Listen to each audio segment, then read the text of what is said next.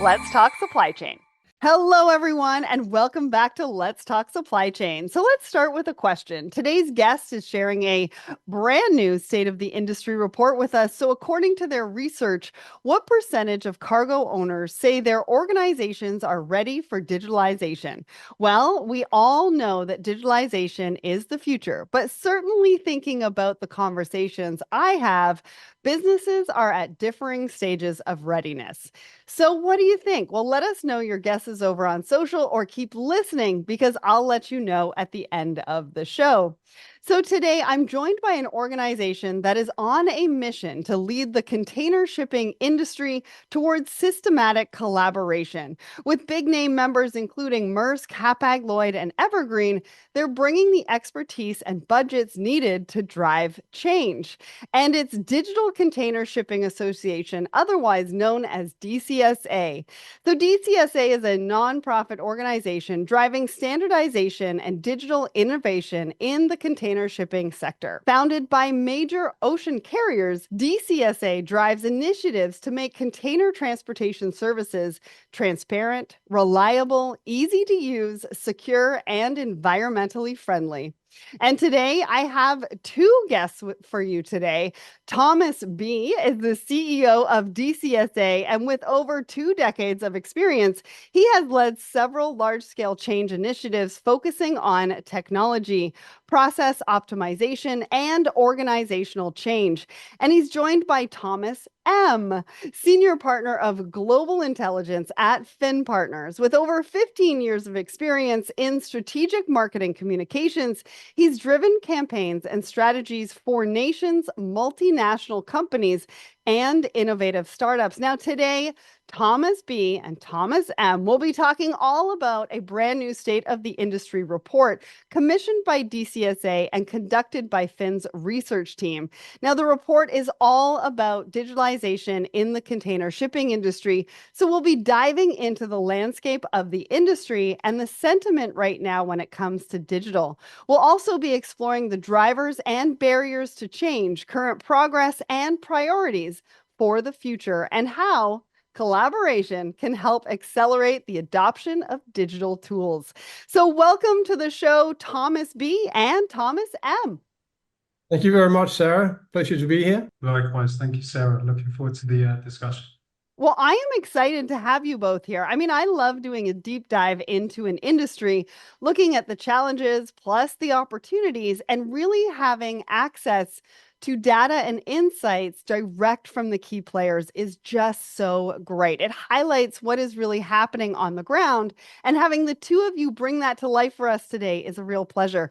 So I can't wait to find out all about the report and what you have discovered. But first, let's start with some introductions. Thomas B., can you let us know who you are and give us an overview of DCSA? And then we'll go to Thomas M. Absolutely. Yes, Thomas Barge. I'm the CEO of DCSA, and I've had that role for 5 years. I've been in the logistics industry or container logistics industry for a little bit longer than you said, 25 years or so. DCSA is a Dutch-based non-profit organization, as you said, and essentially we aim to help digitalize and make container shipping more effective. We are vendor neutral, so that means that all the work that we are doing is available on our website, our developers hub, GitHub, Swagger. About DCSA, we have 10 members now, and the 10 members, they represent about 75% of the world's containerized capacity. So 9 out of the 10 largest container shipping lines are members with us, and then one just outside the top 10. And very core to what we do, our vision and mission is collaboration, which I'm sure we'll cover more today. And, essentially our role is to help mobilize the ecosystem around logistics and container logistics, to help digitalize and remove inefficiency, improve the customer experience, and as you said in your intro, hopefully also have a bit of an impact on reduction of greenhouse gas emissions. Yes, and this is so needed. I've been in the industry for 25 years and really excited for the work that you are doing over at DCSA. So can't wait to dive in. Thomas, can you introduce yourself? Let us know what you do over at Fin. Yeah, absolutely. Thank you, Sarah. Well, I think we'll hear the word collaboration quite a lot Good. podcast. We're fortunate enough to collaborate very closely with DCSA. So we are a 1,500 strong marketing and comms agency. I lead a research team in EMEA, which is quite grandly called Global Intelligence. And what we do is we focus on quantitative research, qualitative research, and big data analysis. And we do all of that to help kind of inform our clients' comms and marketing strategies. So I have 15 years experience in across kind of communications, marketing, and research. And my background actually is in trade finance. So for a lot of my Oh, career, wow. I've worked in financial comms and have communications campaigns for kind of big banks involved in international trade. So supply chain is very close to my heart. It's great to be discussing it again. I'm looking forward to discussing it with you both. Well, and once you get in it, you can't get out of it, whether it's trade finance, whether it's logistics, whether it's ocean freight. I mean, it just takes a hold and drags you in, and then you never want to leave. So, It keeps Tom, pulling me back. Even if I try to leave, it keeps pulling me back. So, but I'm happy with that. I love that. So, Thomas B., can you give us an overview then?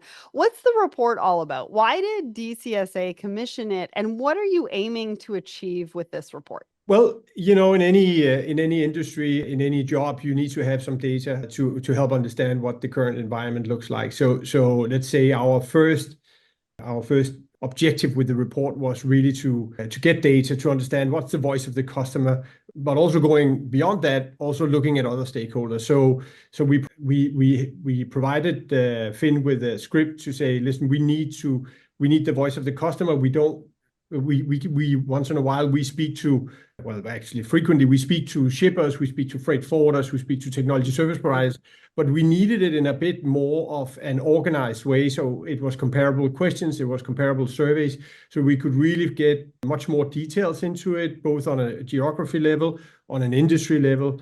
And Finn has helped us with the great help of another agency called GetWhy to interview 45 stakeholders in carriers, ports, banks, freight forwarders, and insurers.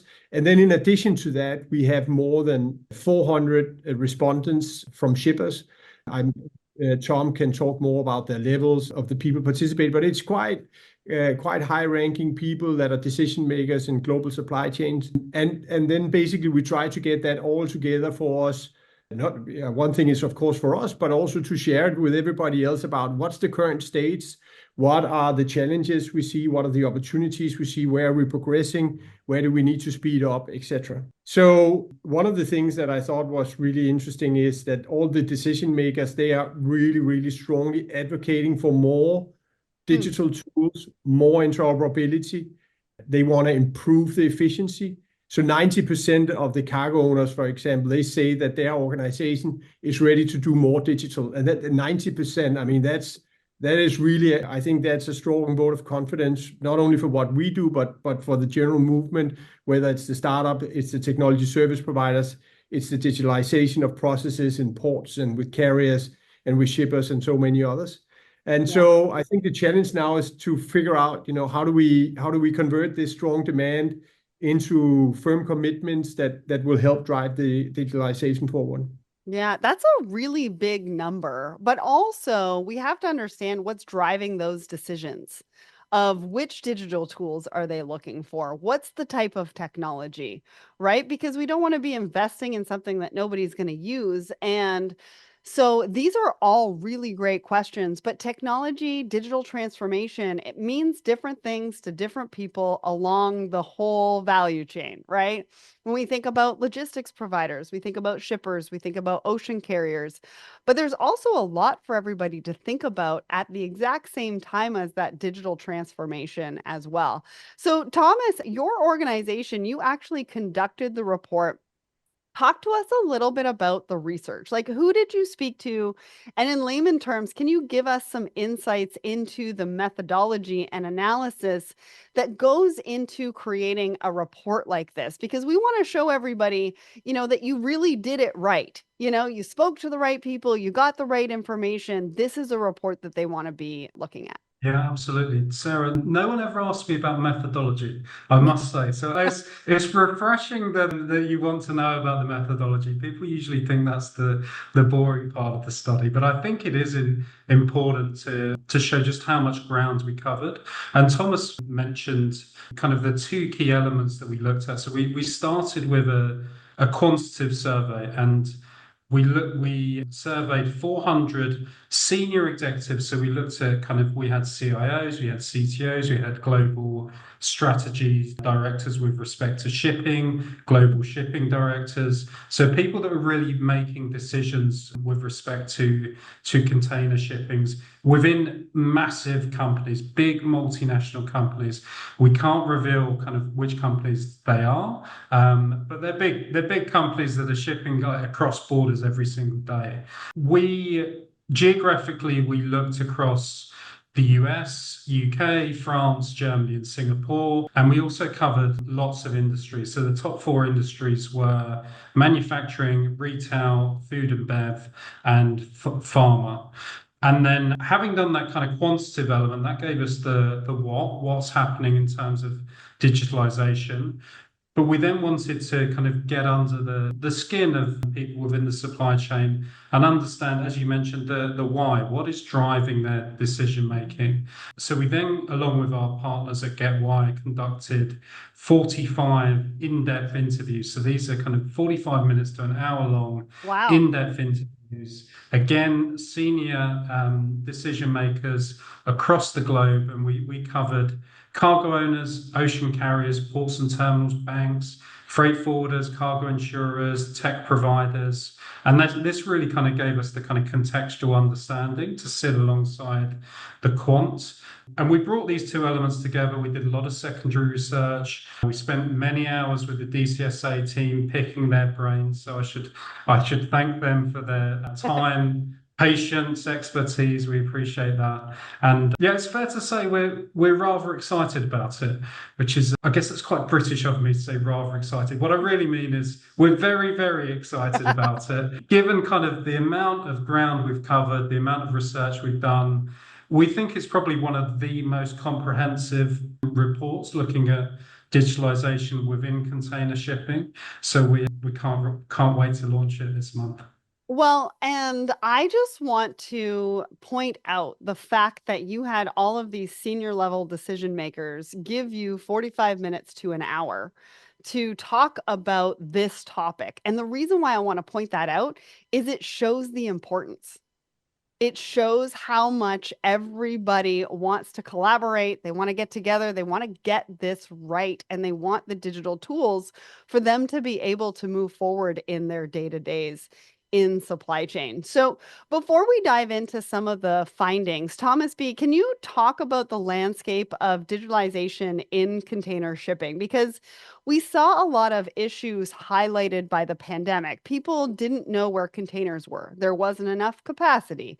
It just really became clear that the industry didn't have the data and the visibility it really needed. And so to achieve that, we need to go digital, but I think we need to go almost beyond the digital that we've kind of had for the last couple of years. We need to go further than that, right? Yeah, listen, firstly, I think it's important to recognize that there's been a lot of great initiatives and great companies, strides made in our industry. I mean, when I started in the industry, you couldn't book online, and certainly, I mean, we shouldn't forget those things. But I do think that you're right that we need to take the next steps. A lot of these prior or previous digital initiatives have been invented in silos, whether that's a company silo or it is between a company that's involved and their technology service providers. But we haven't. The biggest issue we have today is a lack of data interoperability. Just touching on the pandemic that you said, I mean, the pandemic was a black swan event, and That's true. And I think the impact that we saw to supply chain was obviously massive. And we all remember the shift in buying patterns that we saw. I recall the US imports going up by 20-25% in a very, very short period of time. So yes, of course, there were bottlenecks, to say the least. But I would say in an industry where you have to operate so full to full capacity to be profitable, you're simply not able to absorb this level of demand. So I think, in fairness to everybody that worked really hard during the pandemic, and also recognizing that it was painful for a lot of shippers, I would say everybody that was involved in the industry, then I do also think it was a black swan event. But there is, of course, a learnings from that. One that we took away, of course, was the electronic bill of lading initiative that we've looked at. We saw very practical examples of cargo or consignees that were meant to pick up their cargo at a terminal, but because the bill of lading had not arrived in physical terms, it hadn't been air freighted because the planes had stopped flying. They couldn't pick up their cargo, and that means that there's no gate outs. And if we continue to gate in, you get into these massive congestion periods. And so I think that's also the reason why our track and trace API, which we can talk more about later, is the most important one. It's certainly the most adopted and used that we see out there, because visibility was severely impacted. And the lack of data interoperability and high level of customizations in connections between parties, integrations, that was definitely not helping. Yeah. Well, and it's not just the pandemic, right? I have a background in freight forwarding, and I was handling ocean imports for quite a while. And it was even the payments to the steamship lines. I remember having to write out checks on a typewriter and getting a runner to go over to the steamship line so they'd release my container.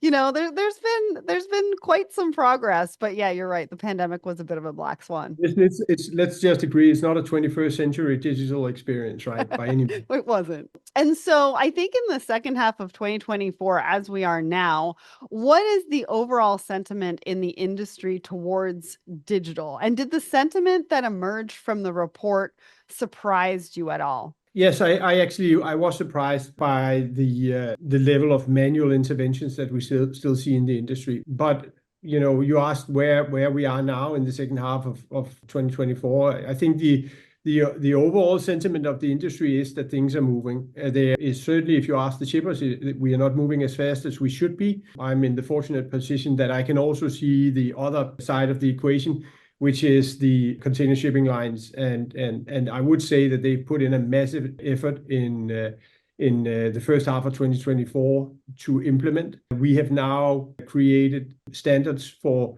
almost 3/4 of the data attributes that are used in container shipping. We've analyzed the EDI messages that comes from all of our members, and we've looked at the data shared. We've mapped them against each other, and we found that there's about 250 data attributes used.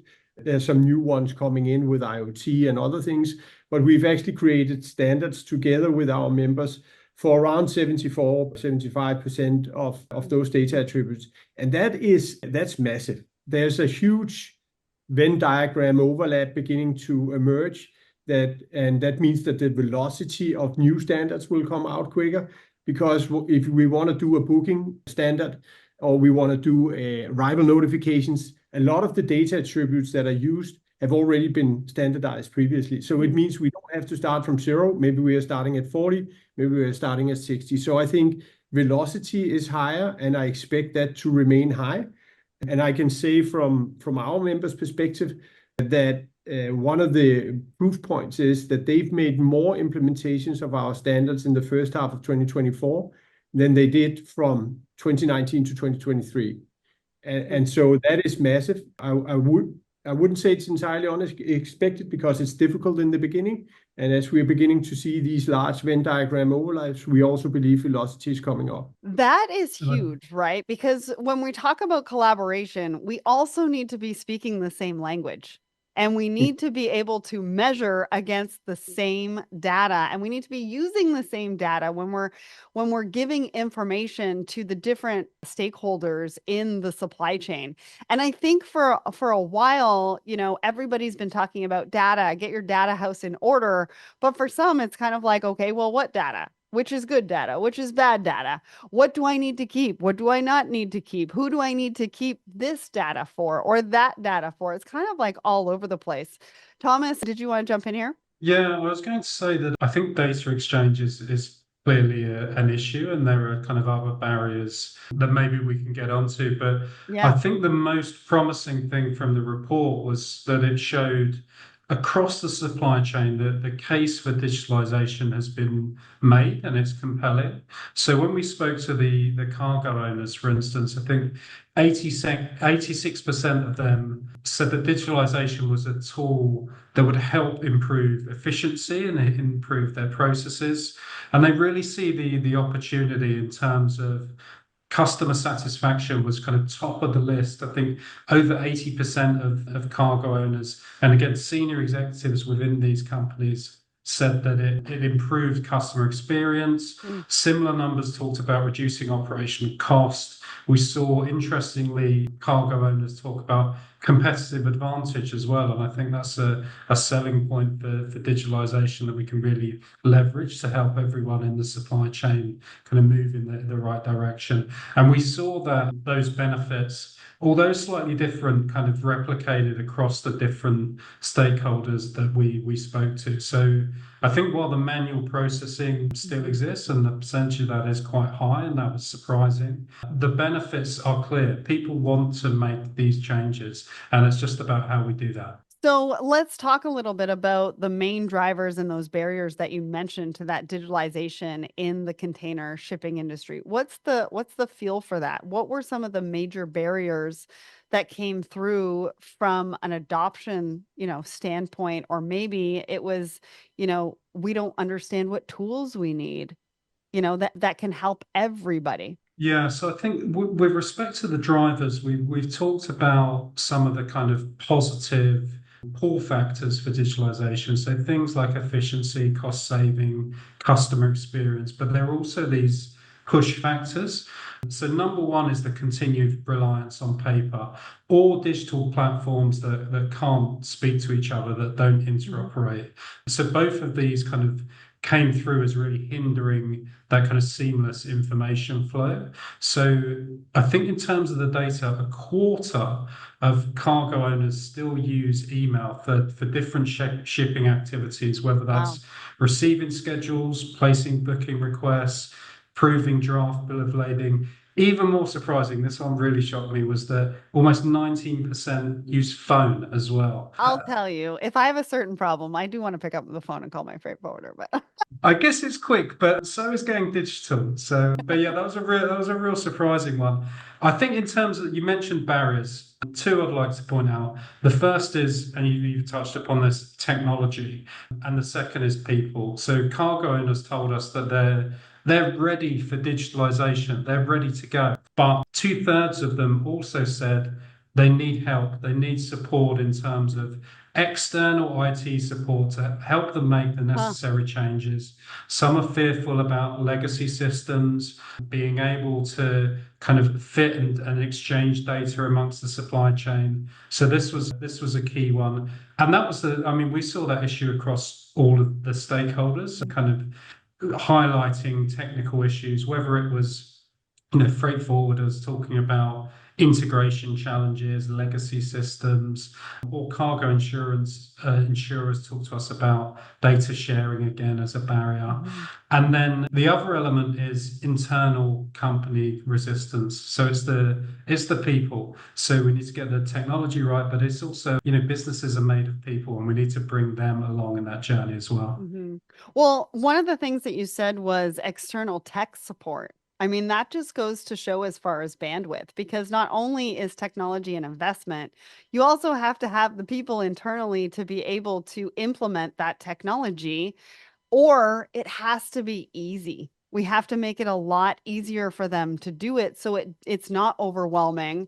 And we feel like they do need a whole department to be able to bring that in, or it's going to take 6 to 12 months until they've, finished one project that they're working on to get on to the next, right?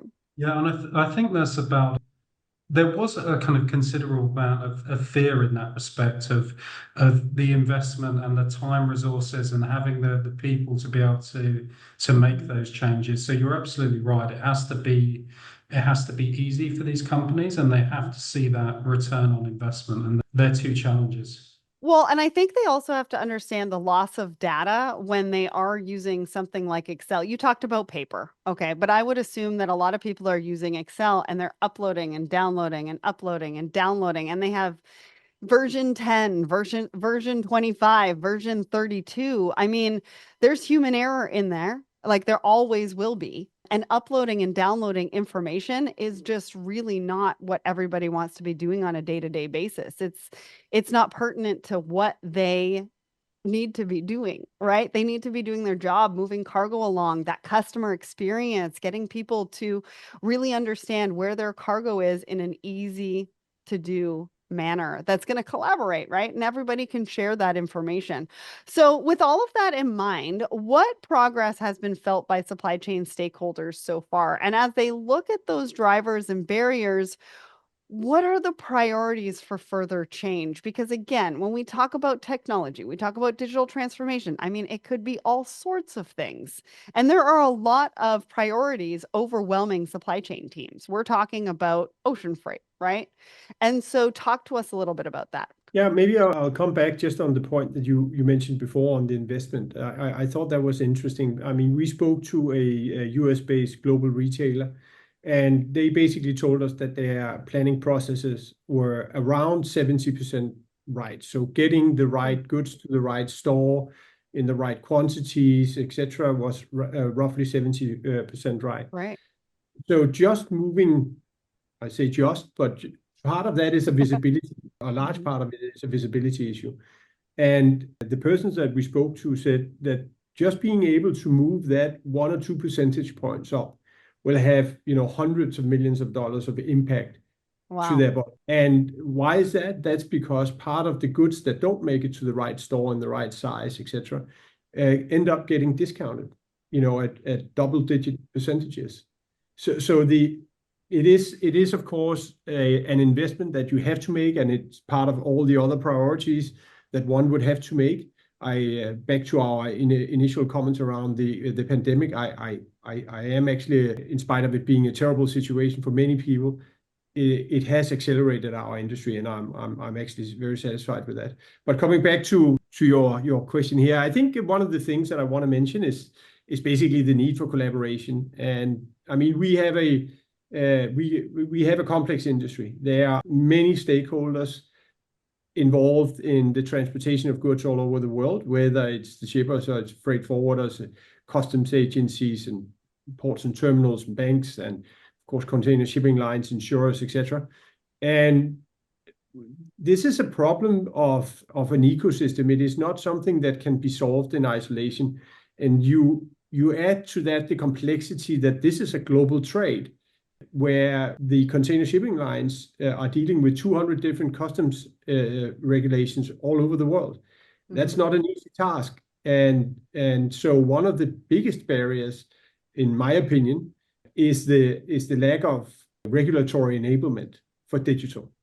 And we've been very impressed with the work some countries have been pushing forward.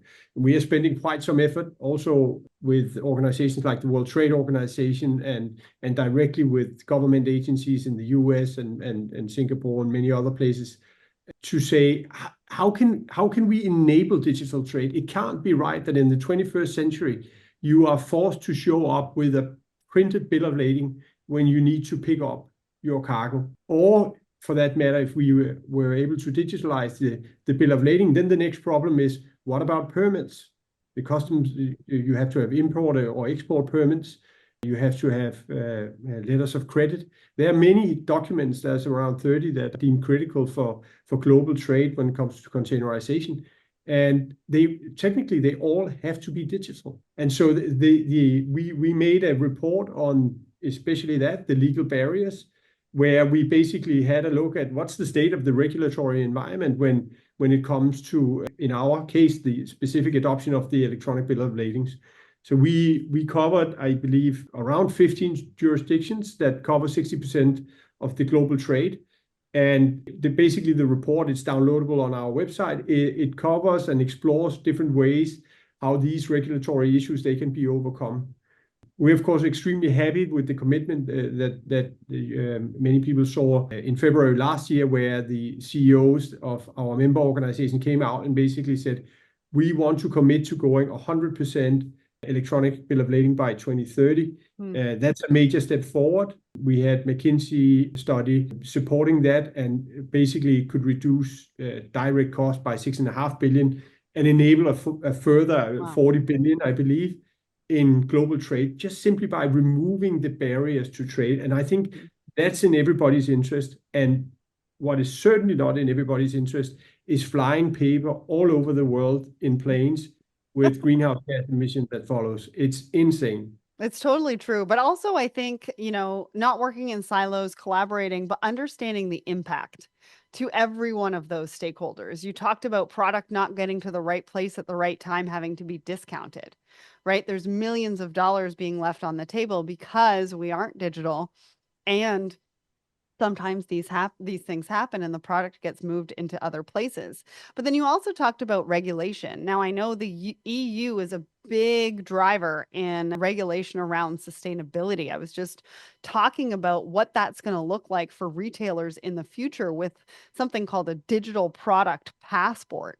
And so one of the biggest priorities has to be sustainability, because we all know that maritime transportation, you just mentioned it, has a huge environmental impact. And the industry is kind of facing stringent regulations and impending ESG deadlines, not only in this industry, but kind of all over.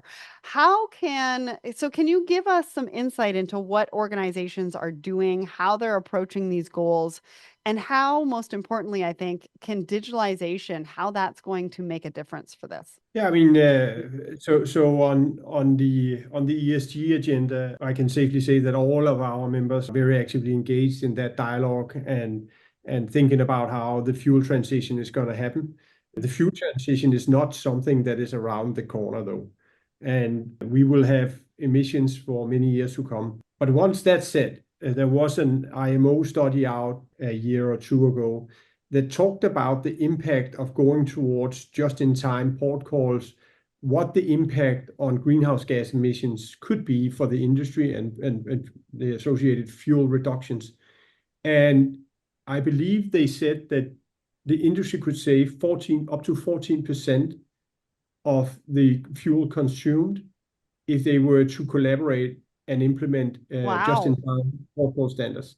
That is, and that is work that we can do today. And we don't have to wait for 2040, 2050, when the infrastructure investments have happened, whatever the energy transition will be towards. But I think that is recognizing that we can do something today to help sustainability by going digital. I think that's a major first step for us. Yeah, absolutely. I mean, sustainability has got to be part of that plan. And if we can collaborate, like you said, 14%, that's a really big number. But then also we can all get on that digital train. It's really just going to help with sustainability across the board, right? Because there's a lot of different elements to sustainability, especially for each one of those stakeholders. They all have ESG goals. They all have ESG priorities, and we all need to work together so that everybody can meet those goals. We're not working against each other. We want to work together so that they can. So what are DCSA working on right now to help address all of these priorities? Well, I think first and foremost, we are very, very heavily engaged in the implementation and adoption of our existing standards. So as I said earlier, our members have been really, really busy. We're really proud of the progress they've made in the first 6 months. So that's of course one thing. The second thing I would say or highlight is really we are very busy rallying the ecosystem. We really want to engage with shippers. We want to engage with freight forwarders, the technology service provider, to make sure we have that data interoperability and make sure that the exchange of data can happen seamlessly and remove some of the errors, the manual interventions. Thankfully, I would say I spoke recently to a European retailer, also a global retailer, And they said, quote unquote, that what we do is really, really helpful because the implementation of what we do basically help them save development cost, testing cost, going back, Awesome. in discussion with their carrier partners, trying to figure out where the mistakes, reworking things. That just by having the same standards, they were able to integrate, in a matter of days, whereas it was months before. And those are all small proof points, but we need much more of those. We need especially the shipping community to engage more and make it a priority to move towards those standards. Yeah. And so Thomas B just gave us a really good example of how collaboration can really enhance what we're doing from a technology side. But Thomas M, I want to bring you back into the conversation. I mean, everybody knows that I believe collaboration is the future of business, and collaboration is obviously key to DCSA. So, what does the report give us as an indication of where enhanced collaboration can help to accelerate the adoption of digital tools? Yeah, I mean, there are a number of statistics that point to this from the report, but I think one of the most interesting ones that we saw was that almost a third of cargo owners had talked about this hesitancy to adopt new technology solutions before either their peers or partners did.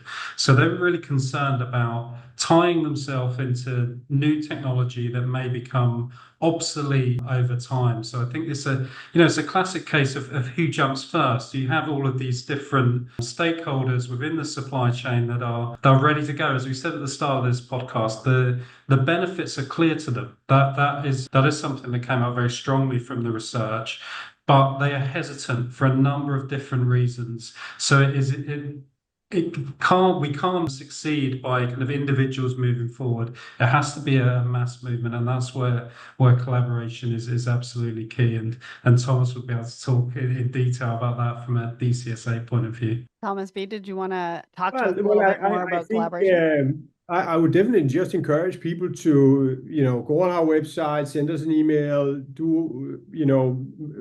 join the movement, right? One of the stats that I thought was interesting was when we measured the use of our APIs. Same time last year, we had 100 million calls every month on our track and trace API. This year we have 183 million, so that's 83% growth in 1 year. And I think that is starting to, signal that things are changing. Yeah, we have a long way to go. I'm not debating that, but things are starting to move. So please come and join us. Yes, join the movement. I love that. We're now, getting into the lingo and supply chain. Now, one last question for you. As we look to the future, what is DCSA's vision for container shipping? As we learn from your report and put insights into play, how is the industry going to continue to evolve? Well, certainly it's 100% digital. Our vision is that when we look back at this period in time, maybe 10 years from now, we will be looking at a completely changed process landscape. A lot of the documents that are used today, we can produce them if there's a legal need, but other than that, it's just data moving. And I hope that we will be able to see a lot more, let's say, interoperability of data and lack of hiccups. The manual processes will all be, to a large degree, automated. And that will help the customer experience. It will help our members and the participants in global supply chains to reduce cost and do things smarter. And yeah, so and I would also say more sustainable too. Yeah, work smarter, not harder. So, offering streamlined operations, automated processing, and superior data insights, digitalization has the potential to transform the global supply chain. Yet, in 2024, the container shipping industry still has some way to go. So, the insights in the report we shared today provide a valuable touch point on container shipping's transformational journey and will prompt further conversations on priorities, as well as encouraging collaboration to address big barriers and challenges, because future supply chains need container shipping to operate optimally, and digitalization can help us ensure that. So, did you have a guess at today's big question? Well, at the top of the show, I asked you, according to research by today's guest, what percentage of cargo owners say their organizations are ready for digitalization? Well, it's a huge 90%, which I have to say shocked me a little bit. But despite such a high percentage saying they're ready, 66% still say they need external support. So that collaboration really does come into play once again. If you'd like to find out more, you can check them out over at dcsa.org. And if you'd like to hear more from us at Let's Talk Supply Chain, head over to letstalksupplychain.com. And remember to come back next week. We're going to be talking solutions with relish. Thomas B., Thomas M., thank you so much for joining me on the show today, and to the team at DCSA for making this episode happen.